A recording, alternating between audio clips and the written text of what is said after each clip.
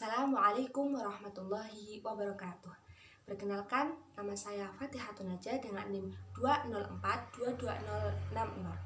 Pada kesempatan kali ini saya akan sedikit menyampaikan tentang pemikiran tokoh pendidikan Islam, yaitu Ibnu Miskawayh.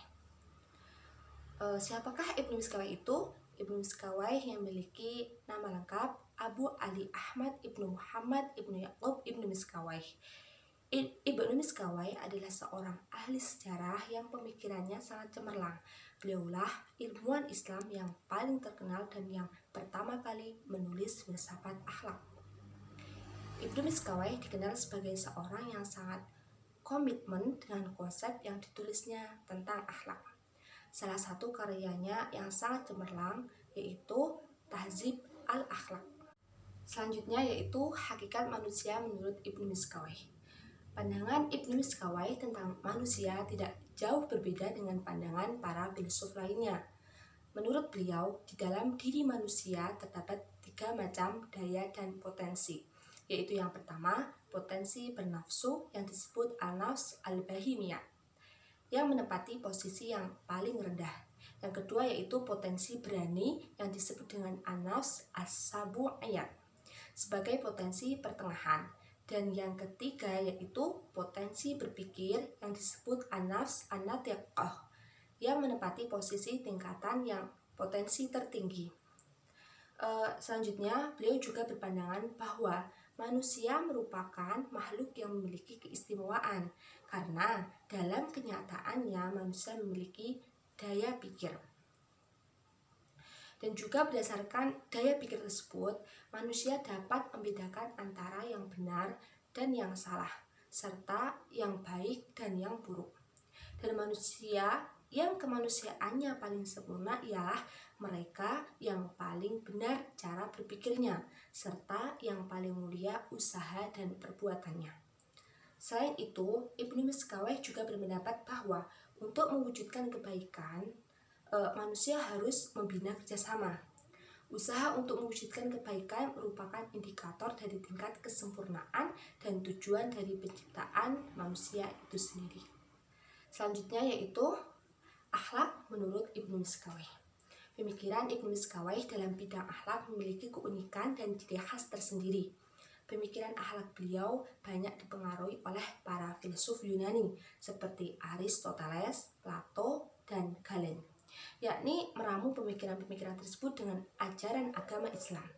Selain itu, Ibnu Miskawayh juga dipengaruhi filsuf muslim seperti Al-Kindi, Al-Farabi, dan Ar-Razi, serta filsuf lainnya. Corak pemikiran Ibnu Miskawayh dapat dikategorikan ke dalam tipologi etika filosofi, yaitu etika rasional, yaitu pemikiran etika yang banyak dipengaruhi oleh para filsuf. Menurut Ibnu Miskawayh, akhlak adalah suatu sikap mental yang mendorong manusia untuk melakukan perbuatan-perbuatan tanpa lebih dahulu dipikirkan dan dipertimbangkan. Sikap mental ini dapat berasal dari kebiasaan-kebiasaan dan latihan-latihan. Oleh karena itu, pembiasaan atau pendidikan dapat membantu seseorang untuk memiliki sifat-sifat terpuji.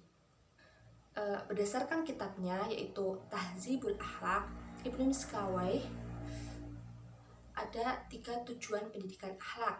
Yang pertama yaitu mencinta tingkah laku manusia yang baik sehingga manusia itu dapat berperilaku terpuji dan sempurna sesuai dengan hakikatnya sebagai manusia.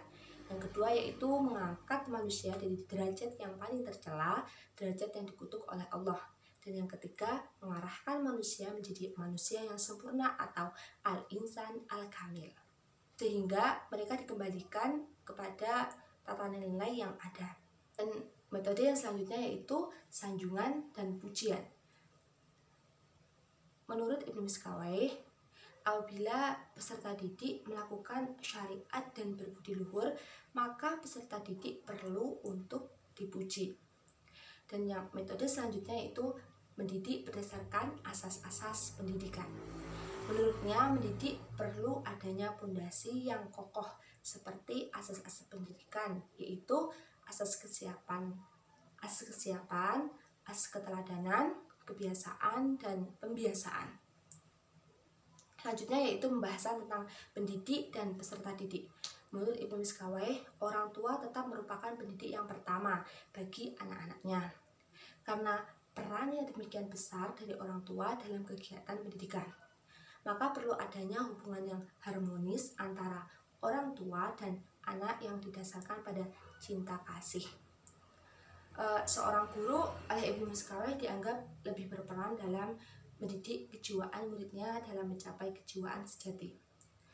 Guru sebagai seorang yang dimuliakan dan kebaikan yang diberikannya adalah kebaikan ilahi. Menurut Ibnu Miskawayh, yang dimaksud guru adalah bukan berarti guru yang formal karena jabatan, tetapi guru yang memiliki persyaratan. Antara lain yaitu guru yang bisa dipercaya, guru yang pandai, guru yang dicintai, sejarah hidupnya tidak tercemar di masyarakat dan menjadi cermin atau panutan, dan bahkan harus lebih mulia dari orang yang dididiknya. Perlu hubungan cinta kasih antara guru dan murid. Dipandang demikian penting karena terkait dengan keberhasilan kegiatan belajar mengajar. Kegiatan belajar mengajar yang didasarkan atas cinta kasih antara guru dan murid dapat memberi dampak positif bagi keberhasilan pendidikan. Selanjutnya yaitu pembahasan tentang relevansi pemikiran pendidikan akhlak Ibnu Miskawayh dengan pendidikan Islam masa kini. Pendidikan pada abad modern ini, posisi peserta ditempatkan pada posisi utama dalam kepedulian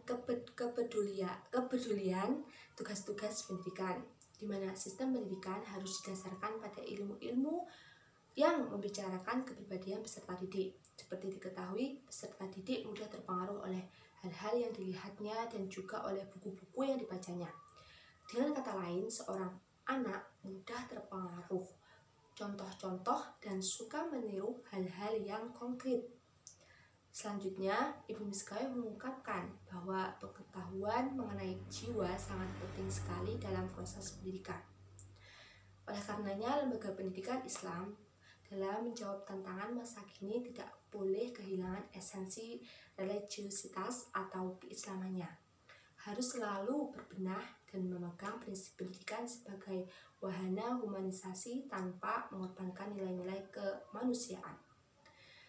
Pendidikan sebagai investasi jangka panjang harus menghindarkan dampak negatif yang dihadapi saat ini. Langkah awal yang perlu dilakukan yaitu pembenahan akhlak yang mengalami kemerosotan, sebagaimana yang dirasakan Ibnu Miskawayh pada zamannya. Oleh karenanya, relevansi antara Ibnu Miskawayh dengan pendidikan masa kini yaitu perlunya bagi pendidik dan peserta didik berpegangan dengan pendidikan akhlak, berpegang dengan kuat untuk menghadapi tantangan pendidikan pada masa sekarang, agar tercipta manusia yang bersifat baik, terpuji, mengangkat manusia dari derajat yang tercela atau rendah dan menjadi manusia yang sempurna. Sekian yang dapat saya sampaikan. Kurang lebihnya mohon maaf. Wassalamualaikum warahmatullahi wabarakatuh.